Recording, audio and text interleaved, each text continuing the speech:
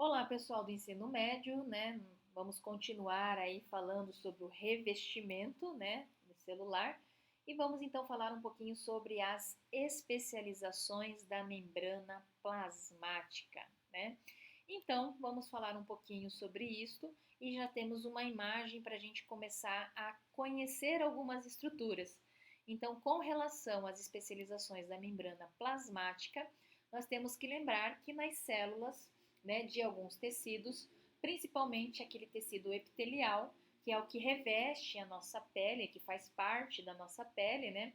As membranas costumam apresentar algumas modificações ou especializações que vão permitir, né, a realização de algumas funções específicas. Uma delas é manter com que as células fiquem unidas, porque a nossa pele é um conjunto de células que estão bem unidas, bem presas, né, umas às outras, para proteger o nosso corpo, né? E aí a primeira estrutura que a gente vai falar são os desmossomos, que são formados por filamentos, né? Então, olha lá, de proteínas que se depositam na membrana celular. Né? Na célula vizinha, à mesma altura, ocorre a formação de uma estrutura idêntica. Então, né, a gente tem aqui, ó, isso aqui é uma célula, certo? E aqui a gente tem, ó, os desmossomas de um lado e os desmossomos da célula vizinha, certo?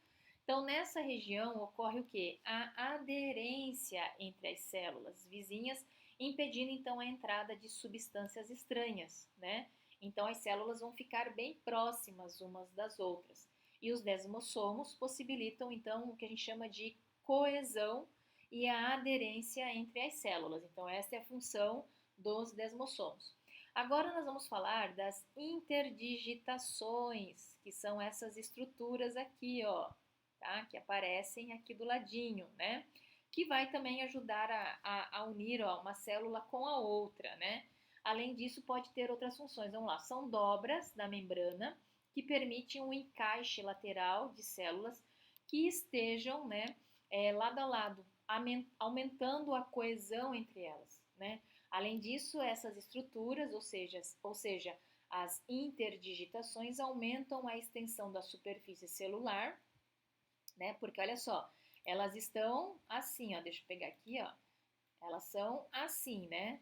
Então, se a gente esticar isso aqui, ela ficaria mais ou menos assim, ó. Então, ajuda a aumentar a extensão, né, da superfície celular, facilitando então as trocas, né, entre a célula e o meio extracelular. Nós temos uma outra estrutura que aparece aqui, que são as microvilosidades, que são essas estruturas como se fossem dedinhos, né? São projeções digitiformes, né? Ou seja, semelhantes a dedos da membrana que aumentam a superfície celular.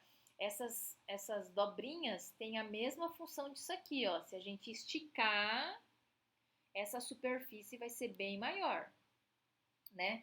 São encontradas em vários tecidos, principalmente no revestimento da mucosa do intestino delgado, onde aumenta a área de contato da membrana celular com os nutrientes, né? Resultando então aí da digestão, ampliando a superfície de absorção. Então essas microvilosidades estão presentes, né, principalmente ali no nosso intestino, que é justamente para aumentar esta área de contato para que os nutrientes possam ser então absorvidos, né? E nós temos uma outra função que não aparece aqui, né? Uma outra especialização chamada junções comunicantes, junções GAP. Elas não aparecem na imagem, mas o que, que seriam, né? São poros formadores aí pela união, formados, na verdade, aí pela união das extremidades das duas proteínas conexinas. Então, essa junção comunicante está relacionada aí com duas proteínas, né? Da união de duas proteínas chamadas ali conexinas. Cada uma localizada, então, ali na membrana das células em junção, ou seja, nas células uma do ladinho da outra. Sua função é a sinalização celular por meio de íons ou pequenas moléculas que transitam, né, do citoplasma de uma célula diretamente para o citoplasma da célula vizinha. sem passar pelo meio extracelular. Então, seria, né, substâncias que passam entre as células sem passar pela parte de fora, né, da célula. Olha lá, nas células nervosas, essas junções estão relacionadas à rápida condução do sinal elétrico. E no tecido muscular estriado cardíaco permite manter o ritmo de contração do coração. Então, olha como essa estrutura também ela é importante, apesar de ela não estar aparecendo aqui, então, na imagem, mas guardem este nome, tá? Esse nome é junções comunicantes, também chamados, né, de junções GAP, tá?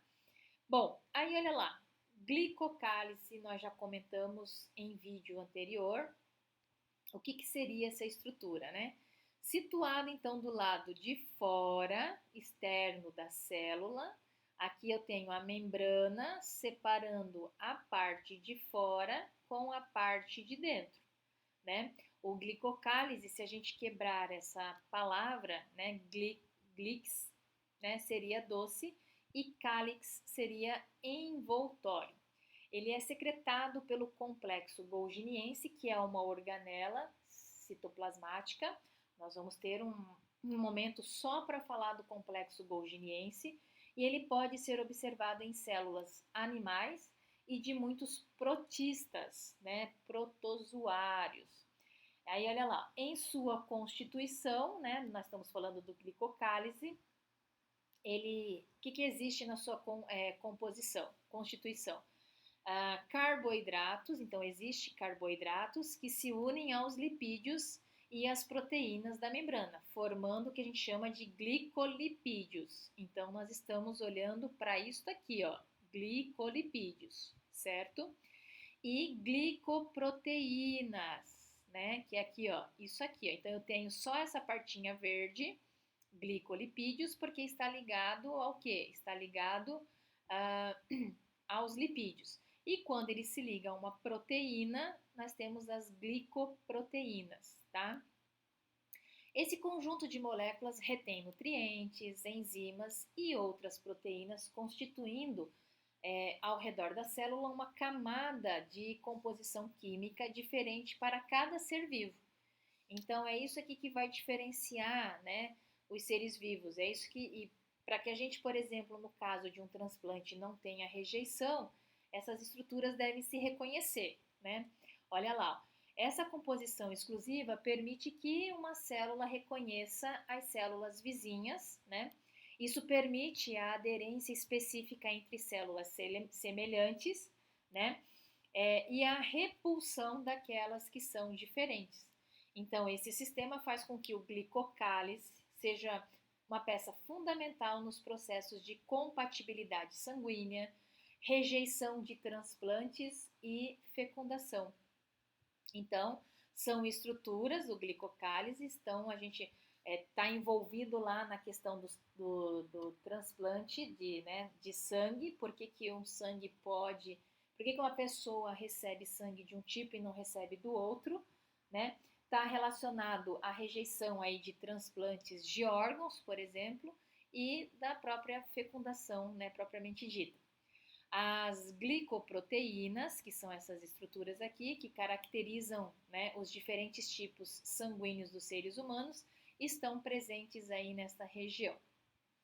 Outras funções importantes, né, do glicocálise são conferir maior resistência à membrana plasmática e atuar aí no sistema de defesa constituído pelos leucócitos, né, e anticorpos, impedindo que eles ataquem as células do próprio corpo. Então, quando a gente for estudar o sistema imunológico, a gente vai falar de anticorpos, de leucócitos, e esse reconhecimento desses invasores está relacionado a essa estrutura chamada glicocálise. Tudo bem? Bom, o que eu queria falar com vocês era isto e eu aguardo vocês então numa próxima oportunidade. Tchau, tchau!